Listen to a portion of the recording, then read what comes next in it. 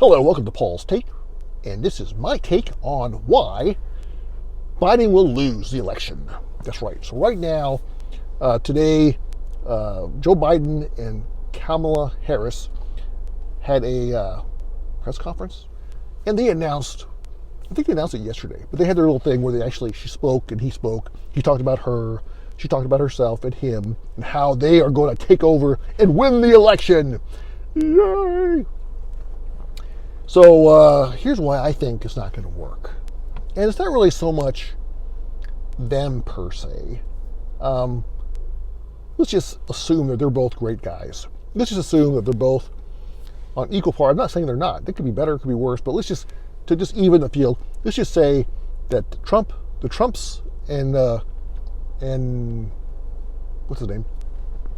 And Joe Biden are equally good. They're both equally bad and they're equally good. So let's just assume they're the same. And I'll tell you why they're going to lose. Because here's the thing: Trump is in office now. He's the president now. So as an outsider with, I won't say less experience, because Biden's been around forever, and I guess you know what to expect with Biden, because you would assume they'd be similar to what he was doing with Obama, right? Because that's what their party and that's what their thing. And then you got to see what Trump did with his 4 years, right?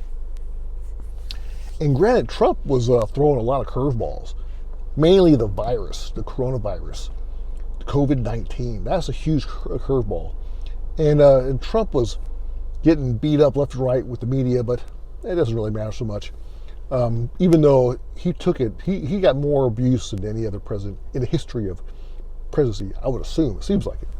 More than any that I've ever seen in my life. But, okay, so besides that, so he had the coronavirus to work with. So that was the big issue during his administration.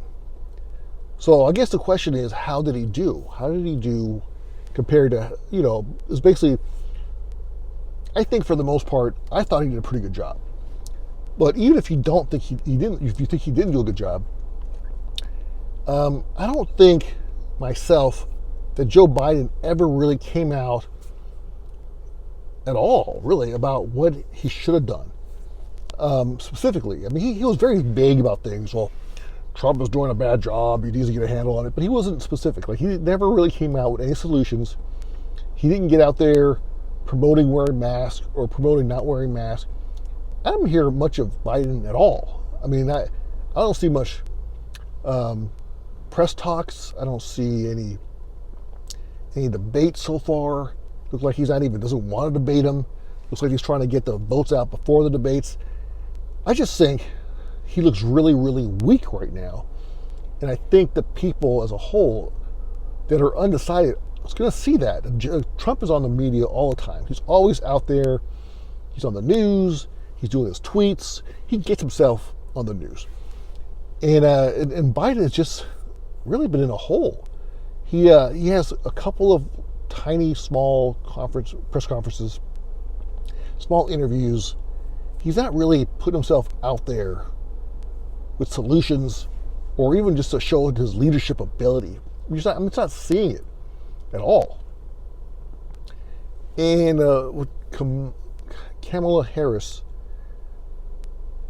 I think she kind of does help him, because for one, she's very clear-headed. She speaks well. She's a master of the verbiage and talking. I mean, she's a lawyer. I mean, she was the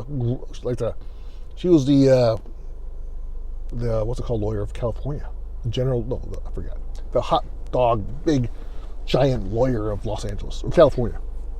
So obviously, and if anybody knows lawyers, that is their gift, to convince the jury about their side of the story, to convince them that their person, whoever they're representing, is right and the other person's wrong. So she is a master of that. And so, and I heard the speech, and she was really, really good at it. She speaks very well, and I'm not saying for any. She's a lawyer. She's going to be really good at speaking and pleading a case. So she's going to be good at that. But also, lawyers also have a bad reputation of being liars. Liars. That's kind of, they go hand in hand. You don't really trust lawyers. So it's like a car salesman. Lawyers, politicians, and car salesmen, you just don't trust. So she is that. But I don't think most people are considering the fact that she's a lawyer. She can't be trusted. But the one thing that looks really negative, I think the most negative thing about her, as of what I know right now, and I'm sure she's probably, I don't know, I'm not going to get to the micropolitics, but the one thing is the fact that is she genuine? Is she a genuine person? Or is she a lawyer that just argues whatever case, right or wrong?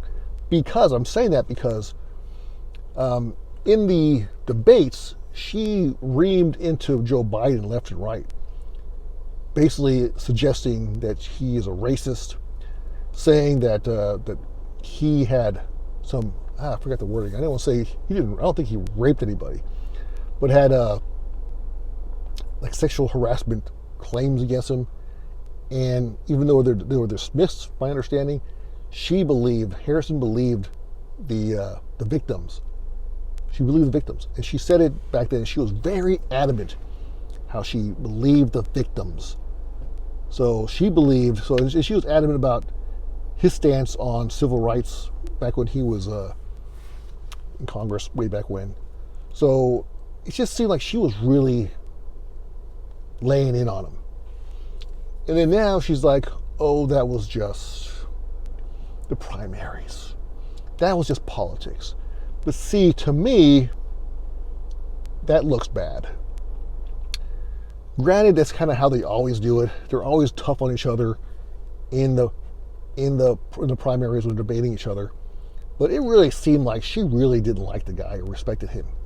And she was very like emotional. She could draw on that emotion, like, you know, he's terrible. He's a horrible person. I can't believe you would do that to me. I was one of the kids on the bus. And you were on the wrong side of that. Something like that. I don't know. But she was very adamant. That's what I'm trying to say. She was very adamant about the disgust in his decision-making process. And now he's the greatest guy in the world. Now you hear her talk about him. He's like this super angel, this super wonderful guy. He's so wonderful. He's the greatest. Oh my God, I have such a good relationship with him and his family.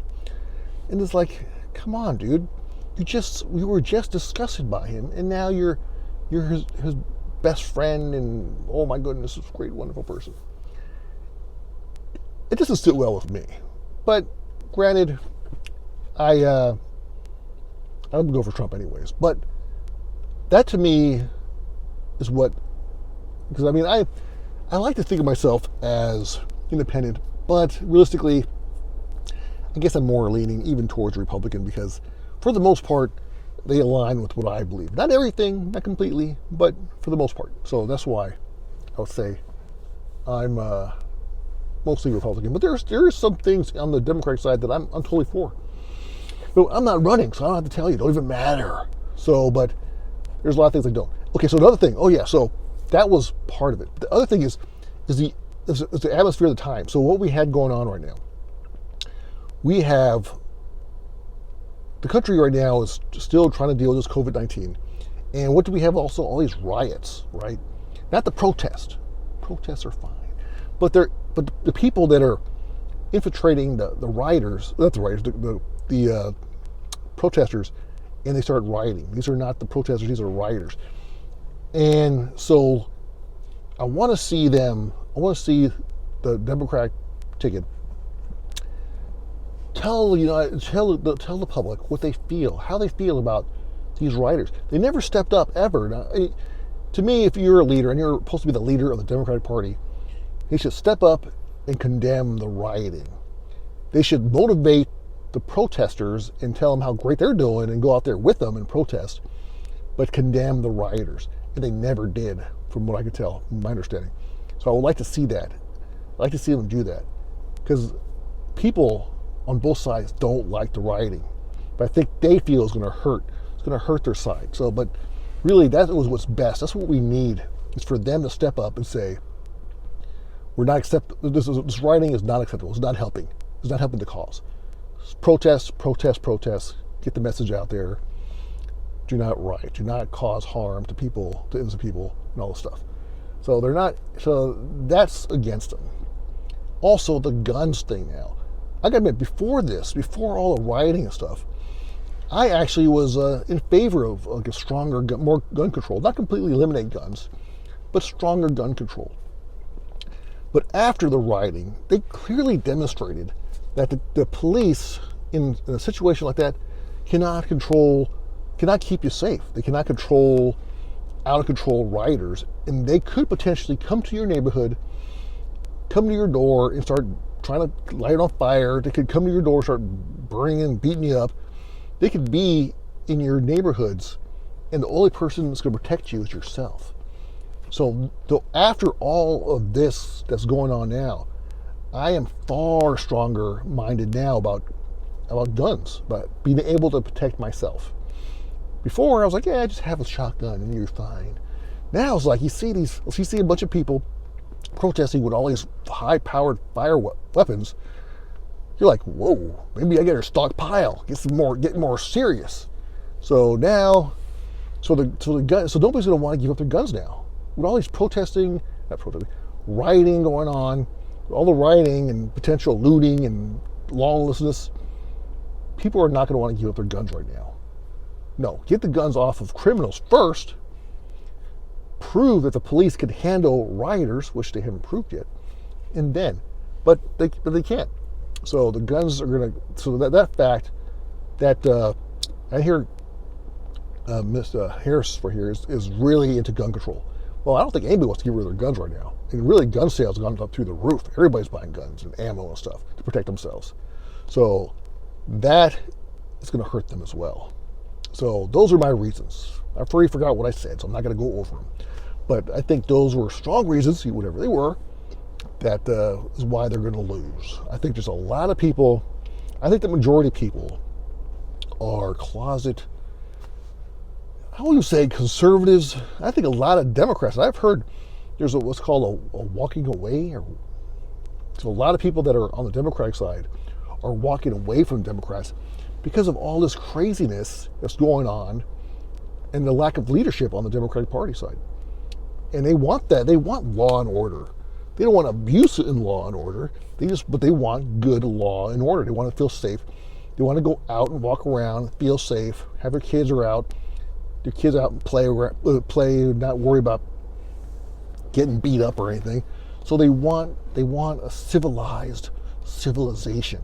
And right now, what is being shown is that the Democratic cities are chaos, and the Republican cities are kumbaya. So what's going to end up? They're going to want more cops. They want law and order, and it seems like to me, the Democrats are not pushing that at all. And the only person that's pushing that is Trump. So I think a lot of people are going to move away, even if it's just temporarily, so that way we can control what's going on and then potentially go back. But I think in the end, the most important thing is safety, and they're not proven to be providing the safety that everybody really wants. Fundamentally, that is the main job of the government, is to protect the people. And if they're not even providing that, they're not even talking about that, they're not discouraging it, that's going to look bad. I think that's going to be the reason. That's going to be like one of the strongest reasons why they're going to lose. Alrighty, well, that's my take. Make sure you hit like, subscribe for more of my take on different things. And also, remember, I'm doing a show, a live show every night. I'm going to try to do one. I have no idea what I talk about. Usually it's the last minute. I'm trying to think of what am I going to do a show on. But every night, 12:30, midnight, till 1 o'clock in the morning, 30 minutes, live. It's terrifying. So far I've done maybe 5 or 6.